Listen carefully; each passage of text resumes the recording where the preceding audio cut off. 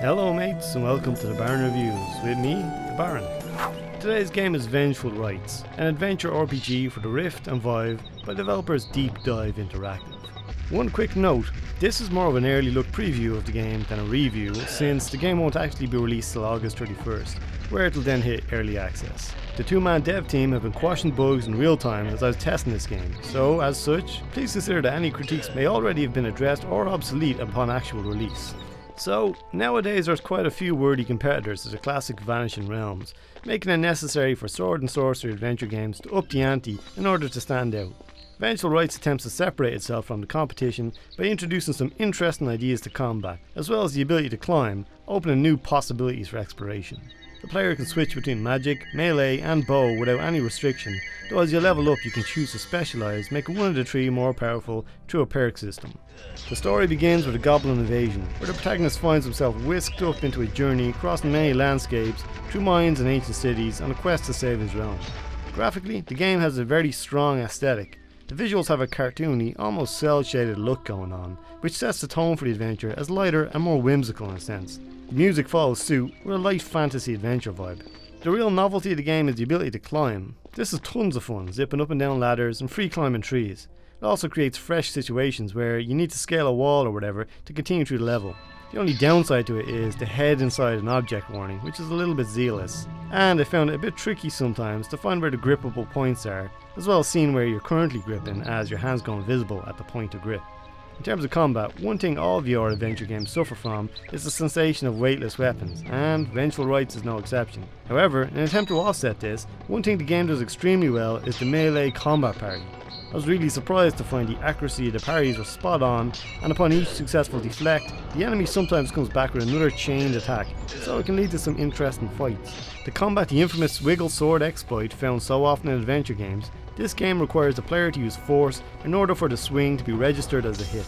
Now, don't get me wrong, I'm very much against wiggle swords, but as it stands now, I found the force required a little too heavy-handed, and many times I found the hit detection a little bit loose as a result.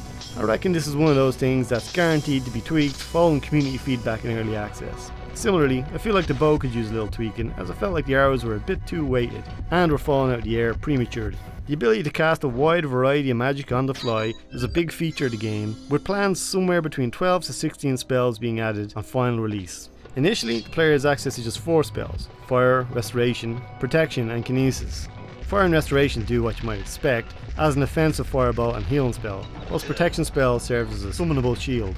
The Kinesis spell was what intrigued me the most, however, as I was curious to see how it applied to a game like this, and as it turns out, quite well. Generally, the Kinesis is used for moving ladders or lifting heavy objects, and this is where the puzzle solving aspect of the game comes in. There are some other neat magic ideas in there, such as imbuing weapons with elements, which involves actually striking the edge of the blade with an elemental stone. This is a very good use of VR as opposed to relying on menus. In controls, the game handles itself well in some areas, whilst other areas could use a second pass over.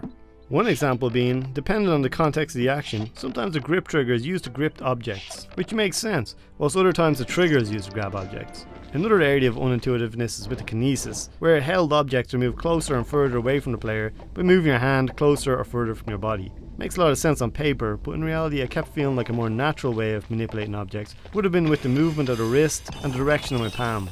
Other than that, the controls operate as expected, with an immersive inventory system where you can access your items via the backpack over your shoulder.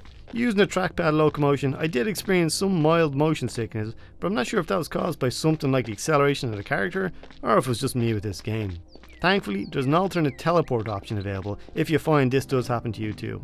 Overall, Vengeful Rites makes a bold attempt to introduce something new to the VR adventure genre, and it comes across as a more feature-heavy and ambitious Vanishing Realms. The game itself is very short, however, estimating around 3 to 4 hours gameplay, so with that in mind, the price point, as well as the devs' responsiveness to early access feedback, could be huge change factors for players purchasing this game.